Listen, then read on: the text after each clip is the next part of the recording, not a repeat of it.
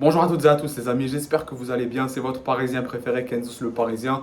Je suis ravi de vous retrouver pour une nouvelle vidéo. On va débriefer notre premier et avant-dernier match de pré-saison où on a fait match nul, 2 buts partout contre le FC Sturm Graz qui est un club autrichien. Donc dans un premier temps les amis, on remarque que la compo que Luis Enrique a faite, qui est un 4-4-2, est un mélange de l'équipe A et de l'équipe U19 du PSG.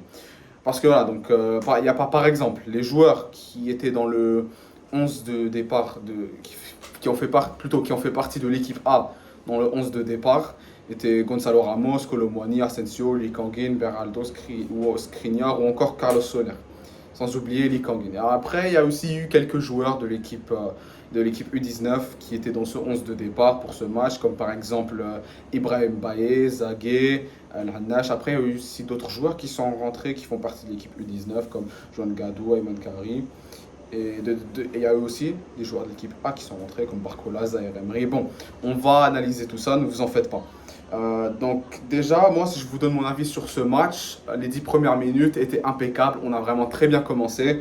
Avec même pas 10 minutes de jeu, il y a Ibrahim Baye qui marque le premier but. 3 minutes plus tard, Carlos Soler fait le break, il marque le deuxième but. Et après, suite à ce but, ben, on a commencé un peu à couler dans le match. Je ne sais pas comment ou pourquoi d'ailleurs.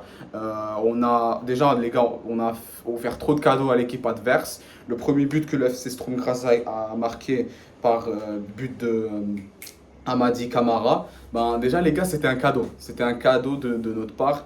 Il y a eu Alanache qui avait le ballon, il s'est fait enlever le ballon bêtement par une passe de Skriniar et on a encaissé un premier but. Et avant que la première mi-temps se termine, on encaisse un deuxième but, bêtement encore. Donc voilà, c'était un match qu'on aurait pu gagner. C'était un peu bête de notre part d'avoir fait ce match nul.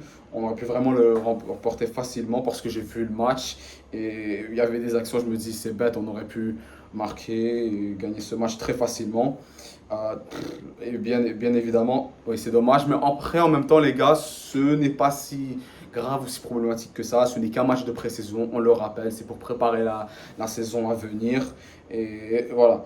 Donc, ce match nul, pour moi, n'a aucune importance et ça veut vraiment rien dire. Mais bon, on espère que ces bêtises-là qu'on a faites lors de ce match, on les fera pas dans les matchs officiels de la saison. Et en même temps, vraiment les gars, ce que je n'ai pas aimé dans ce match, c'était la défense. Elle était vraiment trop faible, elle était décevante, je ne vais pas vous mentir. Le duo Skriniar-El-Hanash, c'était... Non, pour moi, non, ils n'étaient pas bons. Ils étaient, ils étaient vraiment mauvais, mais vraiment mauvais. Surtout Skriniar, qui a fait une très mauvaise performance. C'était pour moi mon plus gros flop, hein, mon plus gros flop de ce match, les gars, je vais pas vous mentir. Après, en même temps, on avait aussi de belles choses. Il y a eu l'entrée du jeune João Neves, hein, ce joueur de 19 ans qui a joué l'Euro avec le Portugal, on le rappelle, vient de nous rejoindre il y a quelques jours. Pour son premier match non officiel avec le PSG, j'ai bien aimé. Il est rentré dans les 30 dernières minutes de jeu, si je ne dis pas de bêtises. Pour moi, c'était une performance assez correcte. Il a fait une performance correcte. Pour moi, c'était. Voilà. Il a bien joué. Donc, ça reste prometteur l'arrivée de João Neves.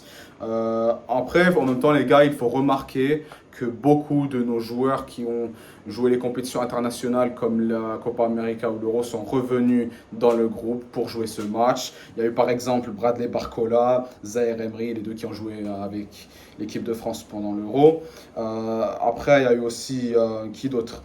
Il y a eu Skriniar qui a joué l'Euro avec la Slovaquie, Gonzalo Ramos, Colomboigny. Après Colomboigny, même s'il n'a pas joué le match entièrement, pour moi, il n'a pas fait de bêtises sur le terrain.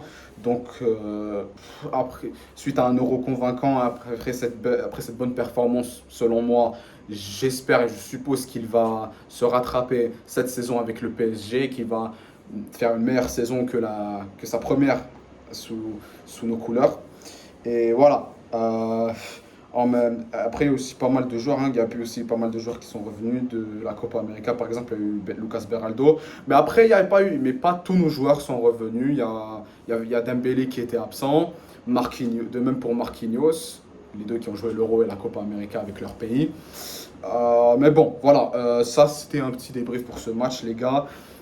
Même si on a fait un match nul contre le FC Sturm Graz bêtement, à mon avis, je trouve que ce match n'a évidemment aucune importance. Ce n'est qu'un match de pré-saison. Oui, on aurait pu les battre, mais bon, c'est comme ça.